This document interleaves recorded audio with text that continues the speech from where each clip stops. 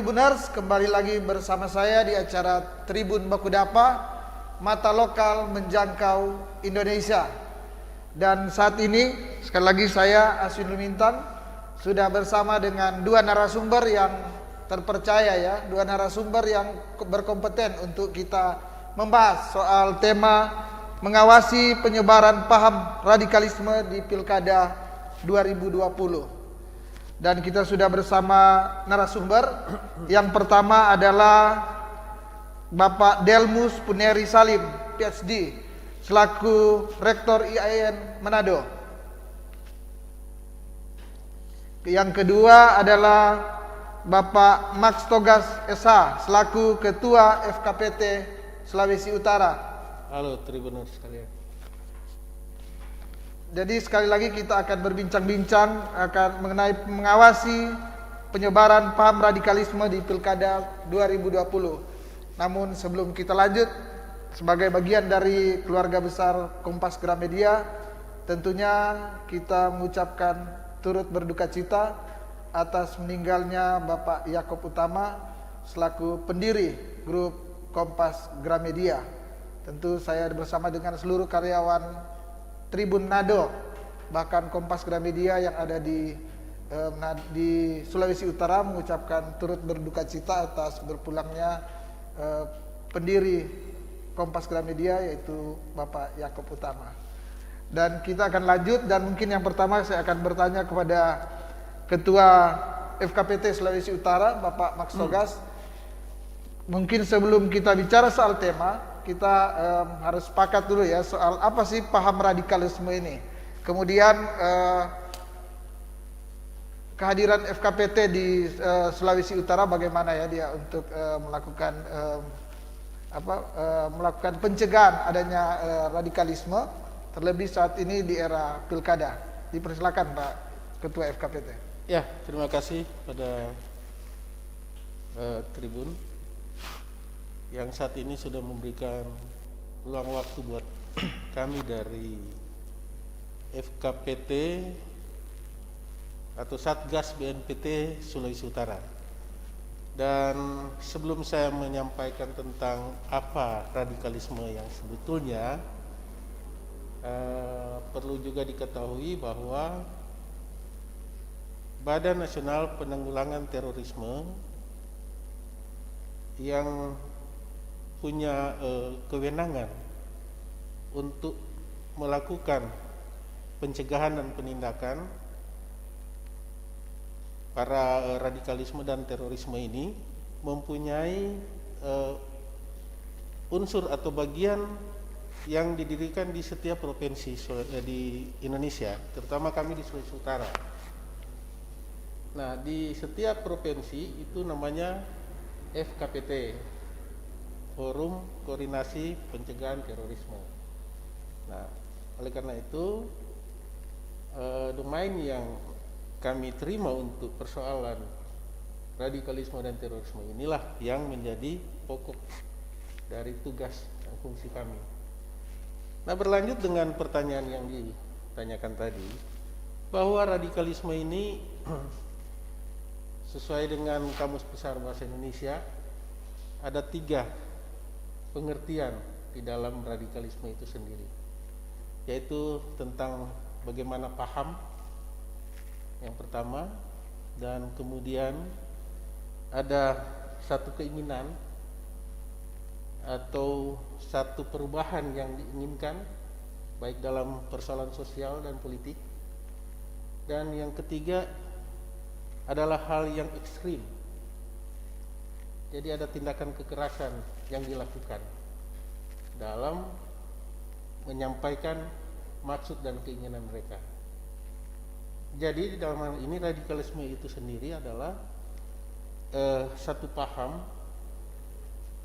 yang diinginkan oleh sekelompok atau orang yang ingin melakukan perubahan revolusioner dari sisi sosial politik, sehingga yang diinginkan ini merupakan suatu tekanan, pemaksaan, dan bahkan tindakan kekerasan. Kekerasan ya. Ya, itu yang mungkin garis besarnya tentang garis besar radikalisme itu sendiri. Dikaitkan dengan ini ya, bagaimana hubungan kerja antara BNPT ya yang di pusat, kemudian FKPT lebih khusus di Sulawesi Utara. Ya, itulah tadi yang saya sampaikan tadi bahwa perpanjangan tangan ya, tugas fungsi yang dilakukan oleh BNPT dan kami difokuskan dalam pencegahan ya. Jadi bukan penindakan. Jadi kami ada di bawah taktis Deputi 1 bidang pencegahan dan deradikalisasi. Nah, jadi kemudian turun ke subdit. Nah, subditnya itu di bidang pemberdayaan masyarakat. Nah, kami ada di posisi tersebut. Saya beralih mungkin ke Pak Rektor ya, Pak Rektor IAIN juga yang selaku Kepala Bidang Penelitian ya di FKPT Sulawesi Utara. Pak Rektor, banyak yang mengatakan bahwa saat ini salah satu yang disasar oleh kaum yang paham radikalisme ini adalah kalangan milenial yang bagiannya, salah satu bagiannya adalah mahasiswa. Apakah benar demikian dan bagaimana sih sebenarnya keberadaan mahasiswa sekarang? Kalau Bapak sebagai selaku seorang rektor, kemudian seorang rektor melihat hal ini, bagian penelitian juga kan ini. Jadi apa memang benar faktanya di lapangan atau hanya wacana-wacana? Kan banyak orang bilang, oh ini rekayasa ini, sengaja ditiup-tiupkan bahwa ada radikalisme di kalangan mahasiswa, padahal sebenarnya tidak ada. Atau gimana Pak Rektor? Ya, terima kasih. Memang menarik untuk melihat seberapa jauh mahasiswa kita saat ini terlibat dalam kegiatan radikalisme.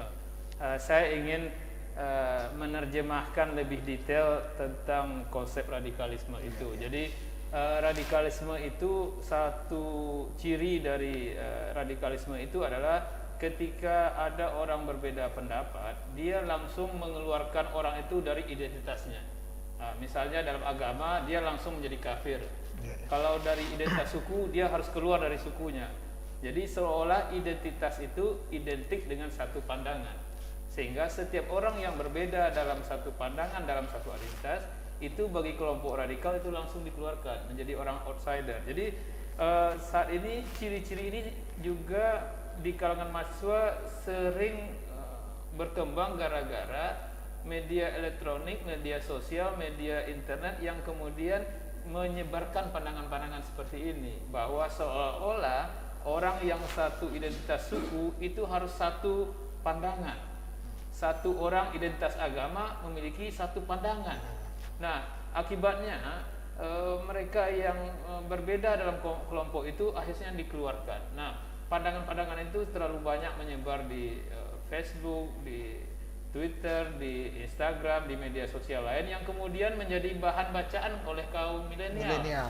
Seolah-olah bagi kaum milenial, kalau saya memiliki identitas A, itu saya harus memiliki pandangan tertentu, tidak boleh berbeda, tidak sesuai. Nah, inilah yang kemudian kita khawatirkan, bahwa betul banyak kaum milenial mendapatkan bacaan-bacaan atau informasi-informasi atau dari media internet yang kemudian menyebarkan pandangan-pandangan yang radikal ini. Pandangan yang radikal itu sekali lagi, jika berbeda dengan pandangan satu, berarti dia keluar dari agama tertentu, dia keluar dari identitas tertentu. Artinya potensi ini ada karena dipicu oleh media yang memang sudah sangat bebas saat ini ya. Betul. Media yang sudah sangat bebas, dan ini memang kalau ini memang tidak bisa dihalangi kan, tidak bisa dihalangi karena memang kayak sekarang ini kan media sudah sangat berkembang jauh, dan sosial media juga demikian. Sosial media, kalau media mainstream kan pasti dia ada aturan-aturannya, ada ini. Tapi banyak juga, apalagi media sosial itu kan tidak ada hukumnya, tidak ada, siapa saja bisa menulis di Facebook, siapa saja bisa ini foto di IG. Tentu ini menjadi tantangan. Sebagai dosen atau rektor bagian dari mengajar, ini sudah terlanjur ada Jadi bagaimana untuk menangkal ini kan? Tinggal Ya, itu. saya kira sebagai akademisi, kita mengajarkan kepada mahasiswa untuk mendapatkan informasi dari sumber media yang terpercaya. Jadi kalau kita ingin bikin makalah, tulisan, karya ilmiah, kita harus mereferensikan pandangan kita itu dari jurnal-jurnal yang dipercaya. Nah, kalau dalam konteks radikalisme, kita jangan sampai menggunakan satu referensi yang katakan referensi yang sangat personal, yang tidak bisa dipercaya, baik itu dari jenis websnya, jenis informasinya, apalagi dari person-person yang beritanya dari media sosial dari satu ke satu yang lain yang tidak bisa dipercaya. Jadi kita berharap kepada generasi milenial itu untuk menerima informasi, bisa memilah informasi dari sumber yang terpercaya terhadap satu informasi, terutama berkaitan dengan agama, berkaitan dengan pilkada dan seterusnya. Kita tidak ingin generasi milenial yang saat ini terekspos bisa menangkap banyak informasi dari banyak media, itu mereka harus dilatih memilah informasi. Tidak semua informasi bisa dipercaya. Saya kira itu yang penting. Ini kan saya kira akumulasi ya. Jadi bukan apa yang kita lihat pada seorang mahasiswa, dia memang sudah ada baru dimulai di saat dia mahasiswa. Tapi yang saya diskusikan dengan beberapa pemerhati ya mengenai radikalisme ini, katanya ini ada akumulasi di keluarga. Artinya bisa saja ini terjadi sudah sejak usia dini, kemudian terjadi akumulasi, jadi sudah membentuk dalam pemikirannya dia bisa saja dari SD atau SMP atau SMA, kemudian terakumulasi di mahasiswa karena dia sudah merasa kuat, merasa besar, merasa ini, maka puncaknya di mahasiswa. Ini tentu menjadi melihat ini ya, tentu menjadi pergumulan bersama, menjadi kegelisahan bersama, Artinya bukan hanya dosen yang di kalangan mahasiswa berarti ya, yang ini berarti mungkin sejak dari guru SMP, SMA sudah harus mengantisipasi hal ini. Terkait hal ini, kira-kira Bapak sebagai akademisi, Pak Delmus sebagai akademisi, kira-kira bagaimana? Apakah kita perlu ada satu sistem yang tegas ya dalam pencegahan paham radikalisme ini, atau ada yang perlu diubah, atau hal apa yang saya kira kita perlu mengklarifikasi konsep radikalisme. Jadi sering radikalisme itu dipertentangkan, bahkan ada menganggap itu sesuatu yang positif. Jadi kalau saya mulai dengan penjelasan bahwa radikalisme itu adalah suatu konsep sosial, istilah sosial untuk fakta sosial. Saya ingin kita santai ambil contoh lain. Misalnya ada virus FIFA. Kalau orang yang secara literal memahami virus FIFA itu artinya ada virus penyakit, FIFA itu organisasi sepak bola. Tetapi orang sosial ingin menggambarkan bahwa ketika salah satu pemain klub sepak bola bermain di level kegiatan FIFA, lalu kemudian pemainnya cedera. Situasi ini dikonsepkan dengan istilah virus FIFA. Artinya orang sosial ingin menggambarkan fakta sosial ini dengan kata yang sederhana. Begitu juga dengan contoh yang lain, franchise Soeharto. Franchise itu waralaba, Soeharto itu pemimpin presiden kita sebelumnya. Nah, dalam konteks franchise Soeharto itu bukan pemahaman yang literal ini. Nah, begitu juga dengan radikalisme. Radikalisme itu bukan hanya bermakna literal, tapi konsep yang dianggap setiap orang yang suka mengkafirkan orang lain, setiap orang yang suka orang yang berbeda dengan pendapatnya dengan orang lain lalu mengeluarkan orang itu dari identitasnya, itu yang disebut dengan radikalisme. Jadi kita harus mengklarifikasi, bukan radikalisme yang dalam arti positif. Sebagian kaum agamawan itu menganggap radikalisme itu positif. Apa definisi radikalisme yang positif menurut kaum agamawan? Adalah kekuatan iman seseorang. Nah, yang kita maksud ini bukan itu. Nah, jadi memang kita bermasalah dari radikalisme dalam konsepnya juga, sehingga ada orang menganggap ya kalau bisa saja dari kecil radikal itu bagus, karena yang diartikan itu adalah bukan mengkafirkan orang atau mengeluarkan orang dari identitas itu, tapi yang dianggap adalah kita kekuatan iman. Artinya dia taat menjalankan ibadahnya, dia sangat ini ya, dia sangat ini dengan agamanya, confidence, artinya itu radikal yang harus Yang dalam harus. satu agama Iya, kan, iya, dia betul. mempercaya dia keimanannya dia ya, Betul. keimanannya dia misalnya di Muslim dia beribadah 5 waktu, Betul. kemudian dia menjalankan seluruh yang yang ada di Al-Qur'an. Nah, Iya. itu yang benar, Iya, itu radikal betul. yang perlu. Iya. Yang tidak perlu atau yang keliru adalah radikal yang salah, yang tidak ada di ajaran agama, Iya, tapi yang kita mengkafirkan orang lain, Iya. kita tadi disebutkan radikalisme yang lain itu kita melakukan kekerasan. Nah, terakhir adalah kita merendahkan ideologi negara. ideologi negara. Saya beralih ke ketua FKPT ya. Ketua, ini di BNPT kan, BNPT kemudian ada FKPT. Persoalannya sekarang lagi pandemi ya.